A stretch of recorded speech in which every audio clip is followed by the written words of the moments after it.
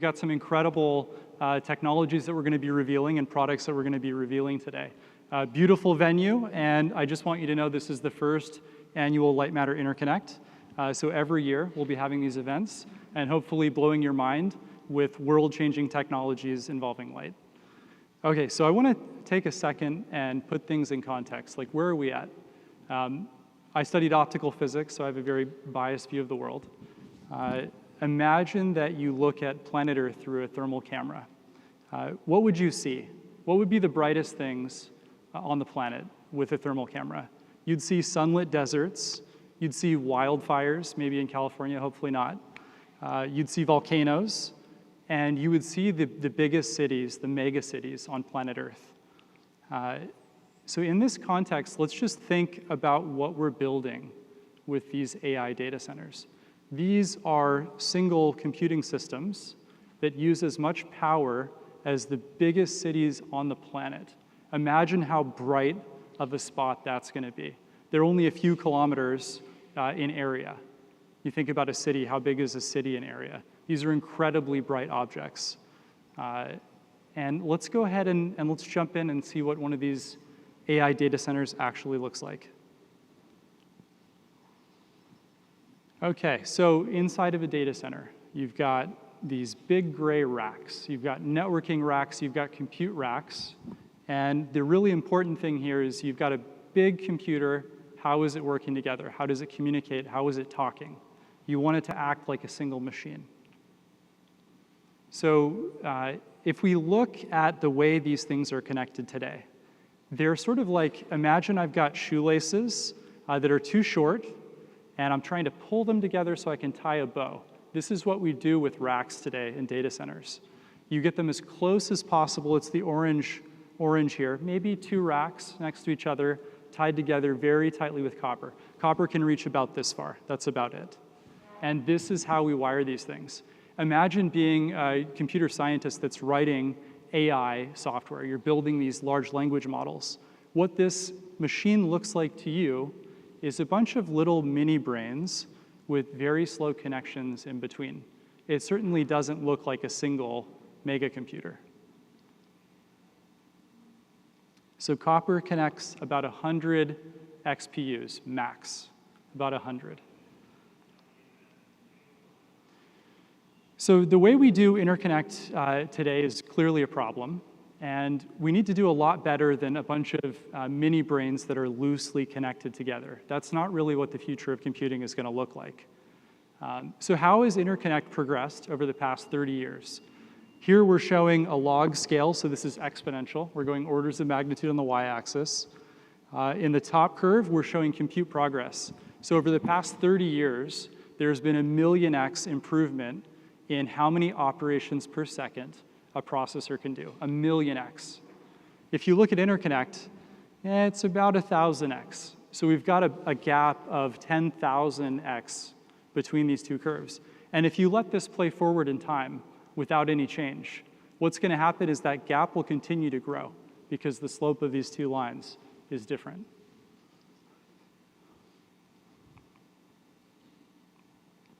So one of the reasons that interconnect hasn't grown fast enough is what's known as the shoreline problem.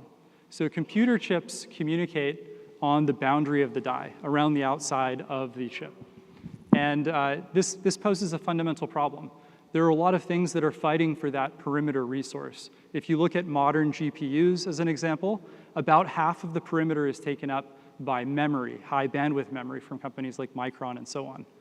And so you've got this direct competition between memory and interconnect, and there's just only so much edge, so much perimeter of the die. And there's just not enough. So this is a central challenge. And this is happening at a time when single chip performance is really maxed out. If you look at progress in process nodes, things are really stalling. The performance per silicon area really isn't changing. If you look at the latest releases from GPU companies, what you can see is if they want to have another doubling of their compute, they double the number of chips in the package. And the other way that you scale compute is by networking lots of chips together.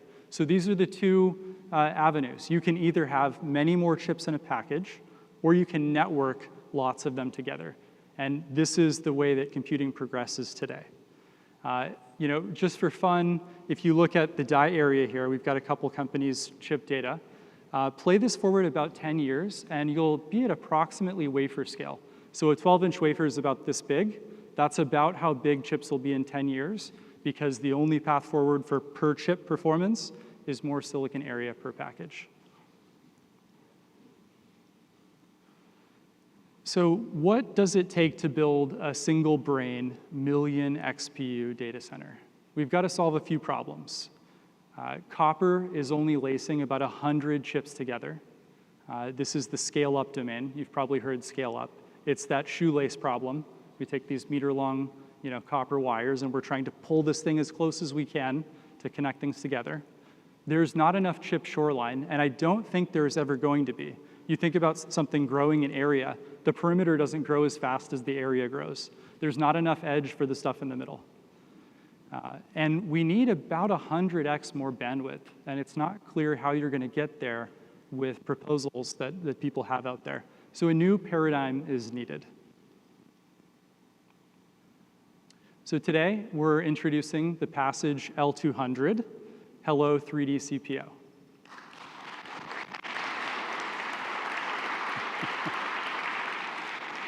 And I don't know about you guys, but 3D CPO reminds me of something. All right, so what is 3D CPO? Sounds like jargon. Let's put it in context. What's the roadmap for optics, and where is it going? If you look in data centers today, what you'll see are pluggables. These are little optical engines that sit on the back of a server. The servers are, well, they're about that big. And they sit in the very back, and they're probably 4 inches long, something like that. 18 inches between the optical engine and the processor. The whole roadmap for photonics is about bringing the optical engine closer and closer to the processor or to the switch. So you've been seeing recently some people revealing near-package optics solutions where they'll have a chip, and on the same substrate, they'll put another package-on-package integration. This is called NPO. This is where the world's at right now, and it is bleeding edge. So just to put it in context, everything you've seen so far is Gen 2 NPO. And then you look at Gen 3. This is actually taking silicon and co-packaging it through standard packaging or advanced packaging next to the processor. That's yet to come.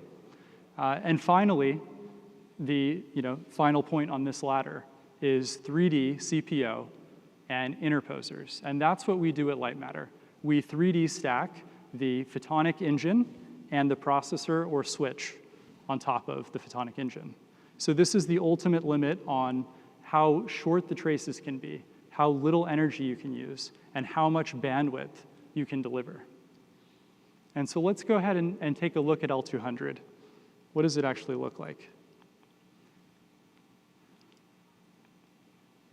So on the bottom here, we have passage, and on the top, we have an advanced node chip. You can see the optical connectors coming into the platform here. And it's very small. It looks huge on the stage, but this is a very, very small chip.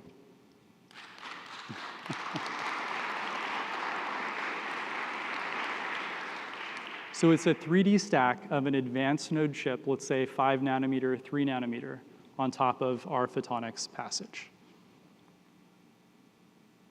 And let's look at those little fibers. There's something special going on there. Every single one of these glass fibers is able to transmit 1.6 trillion bits per second.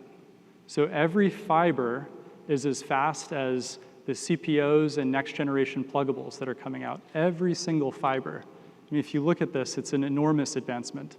16 colors of light, all traveling together in the fiber, 112 gigabit per second per color, 32 fibers per connector. It's an enormous amount of bandwidth.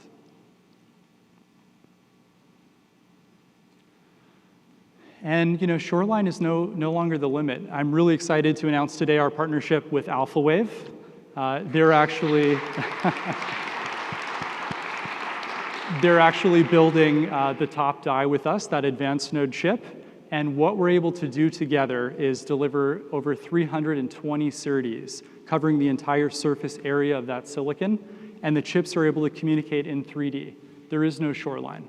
It's an enormous amount of bandwidth that we're able to get here. And it all talks over a standard universal chiplet interconnect express interface, something that's seeing wide adoption as a way for chiplets to communicate within the package. Okay, so this L200, what we had in mind when we were developing the concept is next generation XPUs, things like GPUs and TPUs, as well as switches. These are the kinds of chips that have enormous bandwidth requirements. So what you're seeing here is a GPU, an XPU design. On the east and west, you have the HBM, high bandwidth memory. On the north and south, you can see 2 L200s on the bottom, 2 on the top. This is up to 256 terabit per second for an XPU, 256. That's 18 times the fastest XPU interconnect.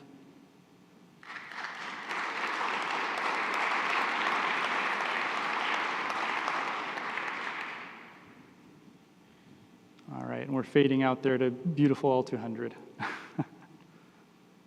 So what are the specs? We're seamlessly integrating our optics with advanced packaging and UCIe. This is both your I/O tile, and it's also your photonic interconnect, unified. It's 1,500 gigabit per second per millimeter, one direction, 3,000 gigabit per second per millimeter if you consider both directions. We've got the L200 version, which is going to be 32 terabits per second at 2.3 picojoules per bit, at extreme energy efficiency. If you look at pluggables, they're at about 15 picojoules per bit, just to give you a reference for what that number kind of means. L200X coming in at 64 terabit per second. This is an enormous amount of bandwidth per chip, really record-breaking. So, I would pose this question to all of you: why go slow when you can go fast? So let's put it in context. What does it mean? What does this bandwidth actually do for you? Here is what you need to emulate a single L200X chip. 40 800 gigabit per second pluggables to emulate the bandwidth to match that same bandwidth. 40. Each one of these pluggables at 800 gig is about $600. So you're looking at $24,000 worth of optics to emulate a single L200X. And L200X is about the area of a quarter. And let's take a look at some recently announced NPO engines and see what they would look like in terms of the number of L200X platforms you need to emulate the bandwidth. So on the top, we have a switch. You need about 1.6 L200Xs to match the bandwidth of that chip. And on the bottom, a more recently announced switch at 28.8 terabits, you need about 0.9 L200X chips for that bandwidth.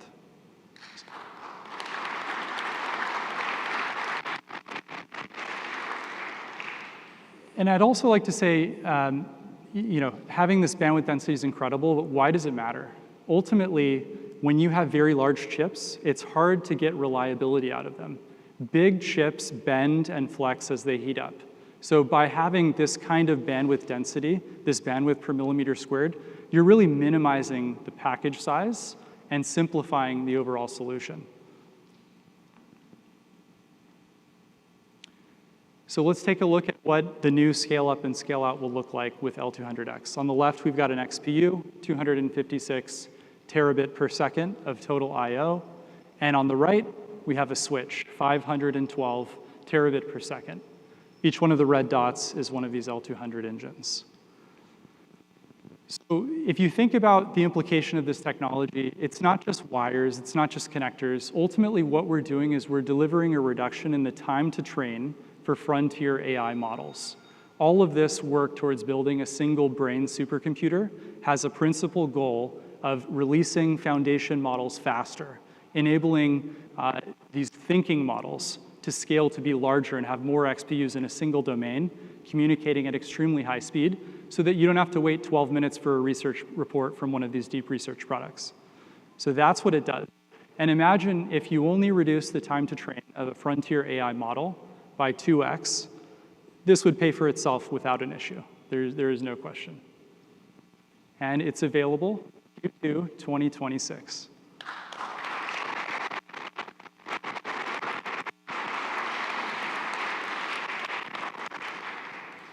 Before I leave this section, I just want to call out, there's been an incredible amount of innovation that's gone into powering this kind of technology. At Lightmatter, we not only build these optical engines, but we also build the light sources that power them.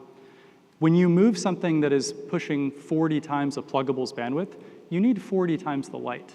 And so we've invested heavily in laser technologies, and we're not going to show exactly how we do it today, but just know that we have an incredible laser technology called Guide, and it powers the solutions that Lightmatter builds. If you get a meeting with us at the OFC booth, you can come see the laser, and I think you'll be very impressed. I think that L200 in context for me, it's a very exciting advancement, and I think that it lives in that top right quadrant of being the ultra high performance solution. But there's one other thing that I'm quite excited about. And it's maybe just a little step further. So today, I'm excited to share with you the Passage M1000.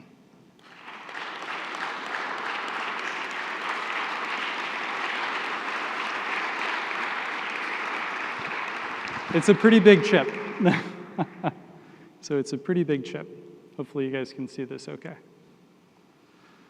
So we talked about the roadmap for photonics. This is the ultimate destination. If you set out to solve the problem of scaling computers, what you would come up with and what we came up with 7 years ago is this solution, that you would ultimately 3D stack all of your chips inside the package on top of the photonics. And it's part of our Passage M series. So when you see M series from Lightmatter, what we're talking about is our interposer technology. So what is this chip? It's obviously massive, and we've got waveguides crossing reticle boundaries. This is bigger than a single chip could possibly be. Let's look at what's inside, how it works, and talk a bit more about the technology. So this is built using a standard chip-on-wafer process, the way that all modern GPUs are built today. You have a silicon substrate, and you 3D stack your advanced node chips on top of it. The trick is that we actually have the photonics built into that platform. So in this starry night there on the right, the bottom piece there is Passage. It's about 100 microns thick, and it has through silicon vias. You can see those long copper poles going through the platform. Those through silicon vias deliver power to the top die, and they both transmit and receive electrical signals. And above that, you can see the advanced node chips on top. So let's talk for a second about what's on top of this thing. We have 256 optical fibers per chip. So 256, that's an enormous amount of optical fiber leaving the platform. There are 34 chips 3D stacked on top with 1,024 SerDes devices. A SerDes is a serializer deserializer, and what it does is it takes big, wide buses of data and compresses them into a single high-speed link. This is both 56 and 112 gigabit per second per lane. And the photonics inside, people talk a lot about the product level details of what's going on, but the thing that I think is incredibly exciting, and a lot of the reason why our team is at Lightmatter, is to work on this stuff. This is actually what photonics looks like, and it's very much different than how electronics works. We have hundreds of unique components that are carefully crafted that require silicon feedback to get them to work. You need to actually see it, hold it, and touch it to know that the device is going to work, and you need to iterate. And there's an enormous amount of complicated physics involved in getting these things to work, from nonlinear physics to thermal physics to electrodynamics, solid state physics, and radio frequency engineering. Photonics devices are actually sensors, which is both cool if you work on sensors and frustrating if you're trying to build a communication system. They react to the environment, and we have to monitor and stabilize them. We do that with transistors that are built into Passage itself.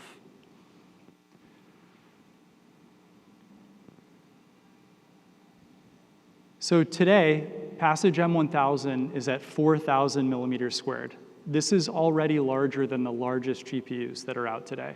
The largest GPUs are around 3,000 millimeters squared. So the first chip we're announcing, M1000, with this interposer technology, is bigger than the biggest GPUs. And that's not easy, especially if you're a packaging person on the Lightmatter team, but we're pretty good at packaging. Yes. So the other piece of this that's obviously quite exciting, and it's a common feature across Lightmatter technologies, is that there's no shoreline limit. Every single chip that's sitting on top of Passage can export all of its bandwidth to the optical fibers on the side of the platform.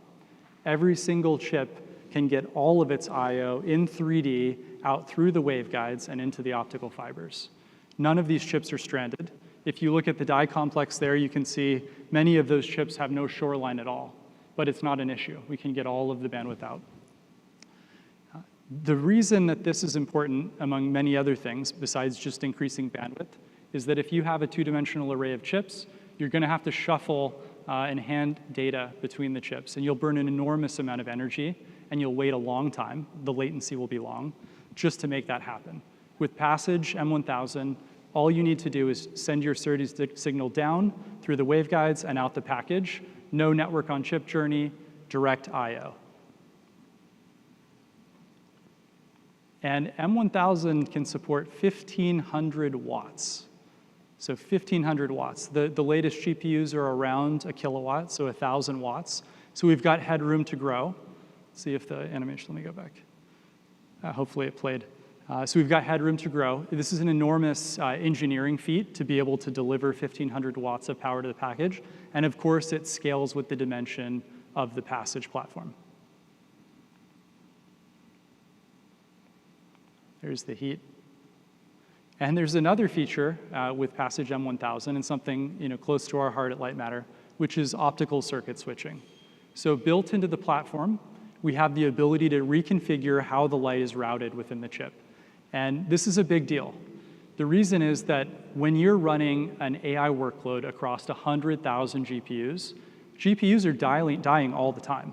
You've just got an enormous number of chips. They have a failure rate, and there are going to be failures. When those failures happen, you don't want to bring down the whole network. And so what we're able to do with Passage's built-in optical circuit switching, you'll see in the top left of the die, is reroute the traffic into dark fiber so that your network doesn't come down. Traditionally, you'll have to bring a whole server offline to go handle this. Here, we're able to just remap everything, and your workload can continue.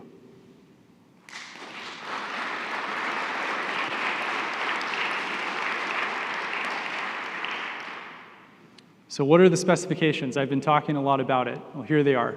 114 terabit per second of optical I/O.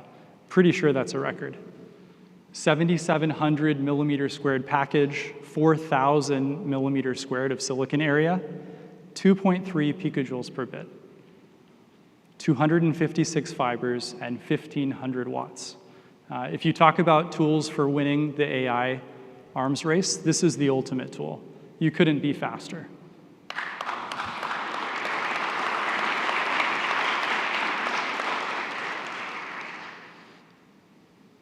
And let's look at Passage M series, our interposer technology applied to a switch.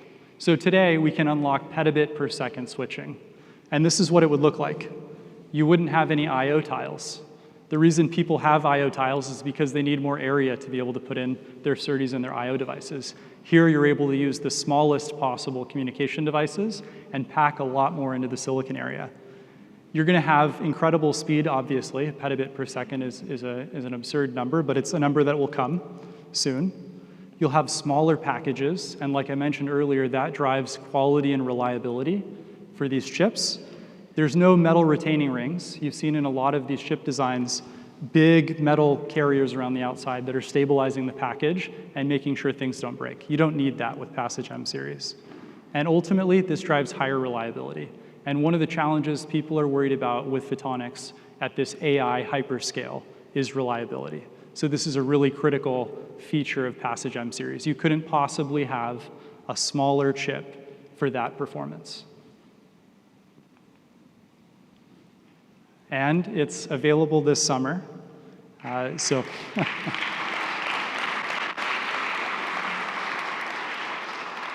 we're really excited about Passage M series. And I just want to wrap up the talk here with a few points.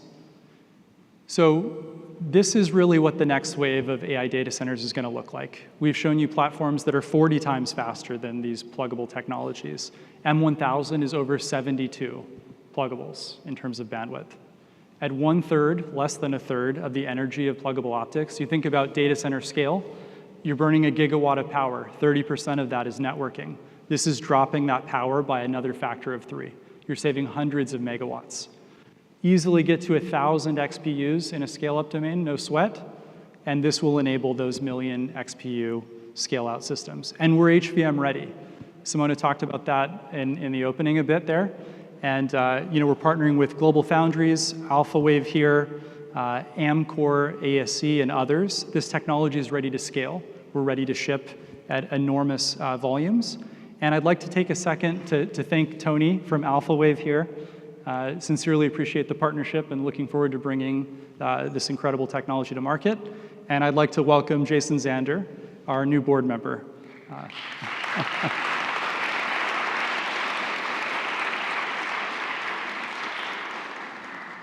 All right, so one more little thing to show you guys.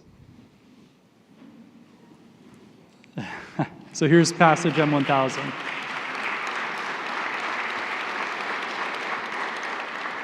To me, it's a thing of beauty. What you can see here is the cold plate that's cooling this 1,500 watt package. You can see the 256 optical fibers on the edges here. And I mean, just look at this platform. So here's the actual chip right here. It's underneath the lid. And that's what 114 terabit per second looks like.